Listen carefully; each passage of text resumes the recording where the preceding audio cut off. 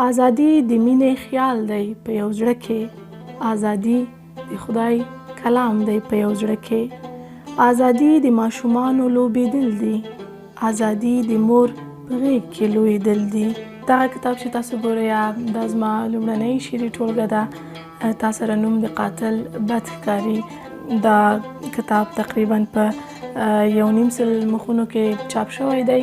په دې کتاب کې ټوله هغه شاعري ده چې کله زه په کابل کې وم، په خپل هیواد کې وم، هغه شعرونه دي چې ما په کابل کې لیکلي دي. دغه راز د دې کتاب نوم تا سره نوم د قاتل بد ښکاري. هغه وخت چې کله ما دا کتاب چاپوه ډیرو دوستانو راته وویلې چې ولې دا نوم ته خپل کتاب ته انتخابوې. هغه وخت په افغانستان کې ځانمرګي بریدونه ډیر وو.